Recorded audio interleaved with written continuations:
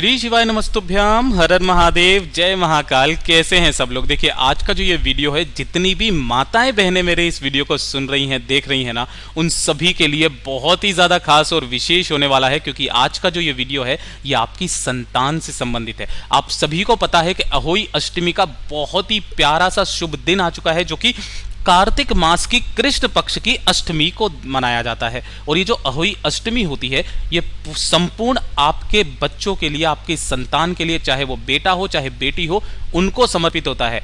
जैसा आप अपने पति के लिए करवा चौथ का व्रत करती हैं, उनकी लंबी आयु के लिए, उनकी उन्नति के लिए, उसी प्रकार संतान की उन्नति के लिए, संतान की लंबी आयु के लिए अहोई अष्टमी का व्रत किया जाता है। और जो भी माता सुहागिन हो, जिनके बच्चे हैं, है ना, जो भी स्त्री इस व्रत को करती है ना, उसका संपूर्ण फल उनके बच्चों को जरूर प्रदान होता है। तो अपनी संतान के लिए इस वाले काम को आपको सबको जरूर करना है। अहोई अष्टमी का जो दिन होता है वो बहुत ही पवित्र होता है। माता अहोई के नाम से ये वाला जो व्रत है किया जाता है। आज के इस वीडियो में हम अहोई अष्टमी के दिन की कैसे पूजा विधि करनी है, कौन सा शुभ मुहूर्त है, किस समय आपको करनी है और कौन सा उपाय करना है जो कि आपके बच्चों की उन्नति करेगा, साथ ही साथ आपके परिवार में हमेशा सुख शांति समृद्धि बनी हुई रहेगी। पूज्य गुरु जी की कथा से सुनकर समझकर बहुत अच्छे से समझाने का प्रयास करूंगा, परंतु उससे पहले आप सबसे एक छोटी सी गुजारिश की, जो लोग पहली बार आए हैं चैनल को सब्सक्राइब जरूर कीजिएगा और वीडियो को लाइक करके देवादिदेव महादेव जी का कोई सा भी प्यारा नाम कमेंट बॉक्स में लिखना मत भूलिएगा। ठीक है, अब ध्यान से सुनिएगा। आप सभी को पता है कि जो अहोई अष्टमी है वो केवल संतान के लिए की जाती है, और जितनी भी माताएं हैं ना, उन्हें इस वाले व्रत का पालन करना चाहिए। और ये इतना अद्भुत व्रत है कि इसके एक बार व्रत करने मात्र से आपके संतान की आयु बहुत ज्यादा बढ़ जाती है, उसकी तरक्की बढ़ जाती है। अहोई अष्टमी का जो दिन है वो इस बार 2023 में 5 नवंबर के दिन, और उस दिन है रविवार का दिन, और रविवार के दिन पड़ रहा है रवि पुष्य योग, जो कि इस दिन को बहुत ही ज्यादा खास और विशेष बनाता है।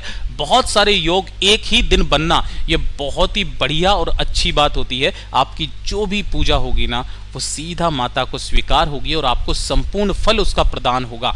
जैसा आप करवा चौथ के दिन व्रत करते हो अपने पति के लिए, जैसा व्रत करते हो बिल्कुल वैसा का वैसा ही पूजा विधि है, वैसे के वैसे ही मुहूर्त निकलता है। चंद्रमा को देख करके अर्घ दिया जाता है। यहाँ पर आपको तारों को देख करके अर्घ दे करके आप अपने संतान के साथ में भोजन कर सकती हैं, ग्रहण कर सकती हैं। काफी सारी स्त्रियां जो होती है वो निर्जला व्रत भी करती हैं। तो आप जैसा व्रत करना चाहें वैसे कीजिए। वैसे नियम ये कहता है कि आपको निर्जला व्रत जैसा करवा चौथ का व्रत होता है बिल्कुल उसी तरीके से करना है। ठीक है, अब बात करते हैं इसकी पूजन सामग्री किस किस तरीके से ली जाएगी और साथ ही साथ पूजा विधि क्या होगी। तो ध्यान से सुनते जाना, समझने की कोशिश करना। मैं सामग्री को पूजन विधि के साथ में ही बताने का पूरा प्रयास करूंगा।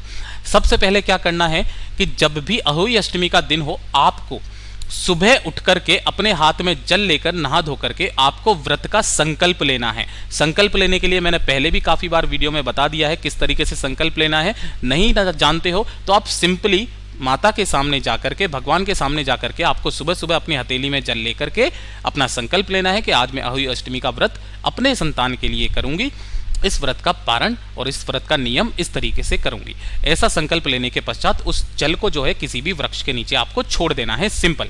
उसके बाद में आपको निर्जला व्रत रखना है। कोशिश करना, अगर आपकी कंडीशन नहीं है निर्जला व्रत करने की तो कोई बात नहीं, आप नॉर्मल व्रत कर सकते हो, बट नियम यह कहता है आप निर्जला व्रत कीजिए अपने बच्चों के लिए।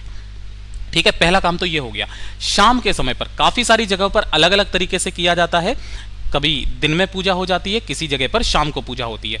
तो शाम को जब आप पूजा करेंगे ना, तो पूजा के दौरान आप किसी भी वक्त कर सकते हो, कोई दिक्कत नहीं है, लेकिन तारों के निकलने से पहले आपको ये पूजा करनी है। ठीक है, आपको क्या करना है, एक इस तरीके से चौकी लगानी है जिसके ऊपर लाल कपड़ा आपको बिछा देना है।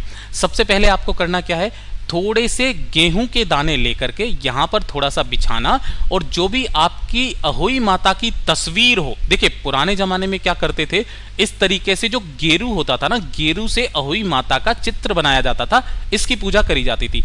लेकिन अगर आप ऐसा नहीं है, मार्केट में इस तरीके से आपको मिल जाएगी इजीली पूरी की पूरी तस्वीर, जिनके अंदर गणेश जी भी हों, है ना, सरस्वती माता, सब कोई हो, इस तरीके का एक पोस्टर आप ले आना, इससे आप पूजा कर सकते हैं। ठीक है, मेरे घर पर भी मेरी माता श्री भी इसी तरीके से करती हैं।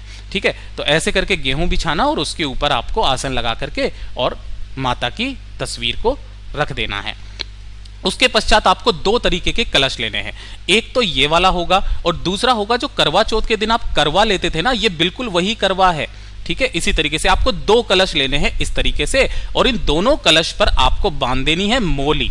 ये चीज ध्यान रखना, खाली कभी भी मत रखना, मोली आपको लेनी है, जिसमें से ये एक करवा आपके करवा चौथ वाला ही काम कर जाएगा, आप इसे ही ले सकते हैं। ठीक है, मोली आपने बांध दी। मोली बांधने के पश्चात जो एक करवा है आपको उसके अंदर भरना होगा गेहूं। ठीक है, इस तरीके से आप गेहूं भर लेना, और जो दूसरा करवा है उस दूसरे करवे में आपको भरना होगा जल। ठीक है, दूसरे करवे में जल भर देना, दोनों को रख देना। कैसे रखना है, माता के सीधे हाथ की तरफ थोड़े से गेहूं बिछाना और दोनों को इस तरीके से आपको रख देना है। ठीक है ना, ध्यान रखना नीचे जो रहेगा जिसके अंदर आपने गेहूं भरे थे वो वाला रहेगा, और ऊपर की तरफ जो जल भरा था वो वाला रहेगा। इस तरीके से रख दिया। उसके पश्चात आपका पास में लॉकेट होगा। किस तरीके का लॉकेट, इस तरीके का, यह है शाहू माता का लॉकेट, है ना, शाहू माता का, जो कि चांदी के अंदर बनाया जाता है। नहीं हो तो मैं वीडियो इसी वजह से पहले से डाल रहा हूं, आप सुनार वगैरह से ये वाला अहोई अष्टमी का जो लॉकेट होता है इसे आप जरूर धारण करना दिवाली तक। उससे पहले यहां पर आपको इस तरीके से रखना है कलश के ऊपर। मैं आपको एक बार सीधा चित्र बता देता हूं किस तरीके से आपको रखना है। जैसे कि ये वाली जो माला आपने ली है ना, इस तरीके से पूरा मंगलसूत्र जैसी माला होती है, और इसे कलश पर आपको इस तरीके से लगा देना है। लगा दिया। लगा देने के पश्चात माता के सामने आपको थोड़े से गेहूं का आसन लगा करके और इसके ऊपर लगाना होगा दीपक। ठीक है, तो आपने दीपक लगा दिया, दीपक को प्रज्वलित कर देना। प्रज्वलित कर देने के पश्चात पास में ही थोड़ी सी एक धूप बत्ती लेना और धूप दीप दिखा करके यहां पर रख देना। तत्पश्चात आपको क्या करना है, थोड़े एक हाथ में जल और एक फूल लेकर के उससे आपको माता रानी को स्नान करवाना है। स्नान मतलब थोड़े से छींटे लगा देने हैं, और छींटे लगाने के पश्चात मोली से आपको वस्त्र धारण करवाना है। सभी जगह पर आपको मोली लगा देनी है। ठीक है ना, मोली जैसे कि ये आप यहां पर देख सकते हो, इस तरीके से मोली पहना देना सभी जगह पर, यहां पर भी, दीपक को भी, धूप बत्ती को भी, जो भी आपने यहां पर रखा है उन सभी पर मोली पहना देना है वस्त्र के रूप में। उसके पश्चात माता को उनकी चुनरी उड़ानी है। इस तरीके की आपको चुनरी मिल जाएगी।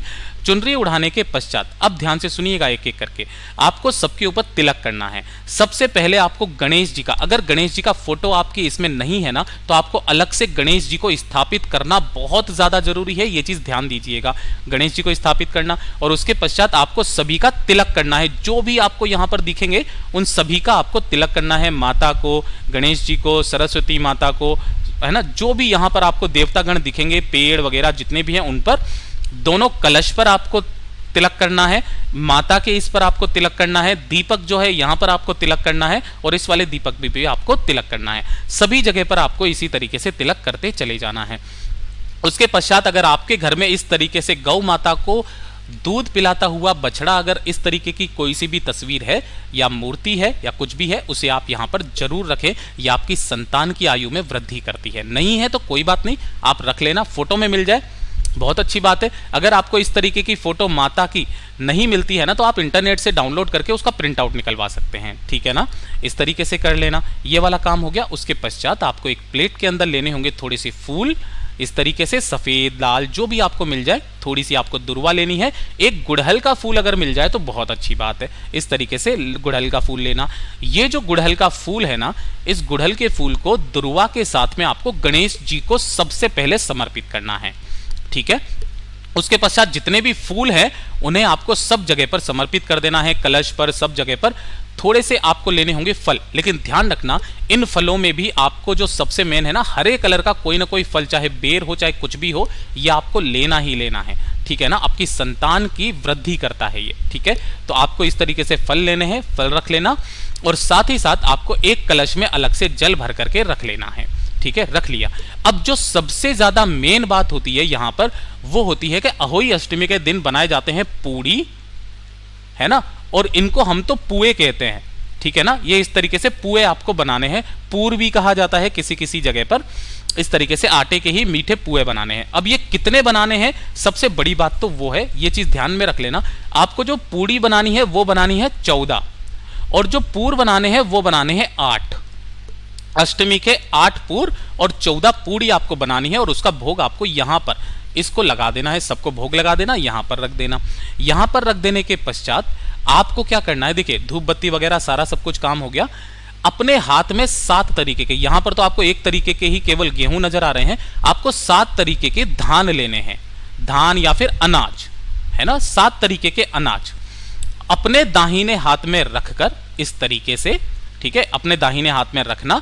इसी दाहिने हाथ में एक फूल और थोड़ी सी दुर्वा आपको रखनी है, और अहोई माता की जो कथा है उस कथा का पारण करना है। अगर आपको इस तरीके से किताब नहीं मिलती है ना, तो आप इस चित्र में भी देख सकते हो, यहां पर माता की कथा लिखी हुई है, आपको उसे पढ़ना है और सुनना है, ठीक है। ये काम कर लोगे।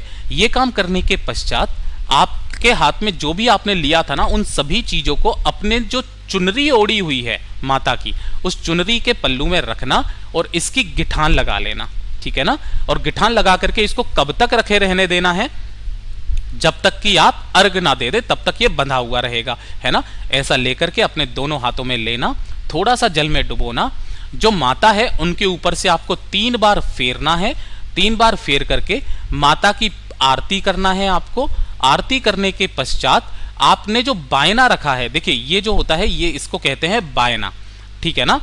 इस बायने को रखना है, एक साड़ी हो गई, जो ये पुए हो गए, फल फ्रूट हो गए, थोड़ी सी दक्षिणा, इन सभी को रखना। और पूजा पाठ खत्म होने के पश्चात आपको यही अपने घर की अगर सासू माँ है तो सासू मोम को दे दीजिए, और अगर आपके आसपास सासू मोम नहीं है ना, तो आप किसी भी सुहागिन अपने से बड़ी महिला को, आपको वृद्ध महिला को दे देना है। ये दे दोगे, आरती वारती कर दोगे। आरती करने के पश्चात आपको बस किसका वेट करना है, या देखिए काफी सारी जो स्त्रियां होती है ना, वो चंद्रमा का वेट करती हैं, लेकिन जो 5 नवंबर को चंद्रमा निकलेगा वो लगभग 11 बजे रात को निकलेगा, बहुत ज्यादा लेट, है ना। तारों को देख करके भी आप व्रत का पारण कर सकती हैं। आपने जो कलश में जल लिया था ना, उस कलश से आपको क्या करना है, तारों को अर्घ देना है। उसके पश्चात संतान की अनुमति लेकर के आपको संतान के हाथ से, जैसे पति आपके करवा चौथ के दिन जल पिलाते हैं, आप अगर संतान पास में है तो उनके हाथ से कुछ ना कुछ खा लीजिए, पी लीजिए, जल पी लीजिए। दूर है तो उनसे कैसे भी करके पूछ करके आज्ञा लेकर के आप उनका जल ले सकते हैं, ग्रहण कर सकते हैं। इस तरीके से आपका पूरा का पूरा व्रत का पालन होता है। उसके पश्चात जो भी यहाँ पर बैठा हुआ है, देखिए अब बात करते हैं कि जो आपने यहाँ पर स्याहू माता का लोकेट लिया था ना, इस लोकेट को अर्घ देने के पश्चात आपको अपने गले में धारण करना है, और कम से कम दिवाली तक आपको ये अपने गले में धारण करे रहना है, अपने बच्चों की लंबी आयु के लिए, उनकी तरक्की के लिए, ठीक है। छोटा सा उपाय था। जो सामान है यहाँ का, वो सारा का सारा आप क्या कर सकते हैं, उठा करके या तो किसी गाय माता को, जो आपने हाथों में जो लिए थे ना, जो पल्लू में बांधा हुआ था, उसे खोल करके किसी भी गाय माता को खिला देना। उन 7 तरीके के अनाजों को जो भी आपने यहाँ पर चढ़ाया था, आप उनका विसर्जन कर सकते हैं। कब करना है विसर्जन, या आप अपने घर में पूछ सकते हैं कि आपके घर में कब विसर्जन इसका किया जाता है। किसी किसी घरों में दिवाली के 1 दिन पहले भी किया जाता है, तो आप उसके अनुसार इसका विसर्जन भी कर सकते हैं। जो भी व्यक्ति, जो भी स्त्री माता अपने बच्चों के लिए अहोई अष्टमी का व्रत करती है ना, उनके बच्चों की आयु अपने आप ही लंबी हो जाती है, उनकी सारी कामनाएं, सारी विश पूरी होती है, हमेशा तरक्की पर जाते हैं। पूज्य गुरु जी ने जैसा कथा में बताया, वैसा आसान भाषा में आपको बताने का संपूर्ण प्रयास किया। वीडियो अगर पसंद आया हो तो लाइक जरूर करना, साथ ही साथ चैनल को सब्सक्राइब जरूर कीजिएगा। मैं मिलता हूँ आपसे अगले वीडियो में, तब तक के लिए ओम नमः शिवाय, जय महाकाल।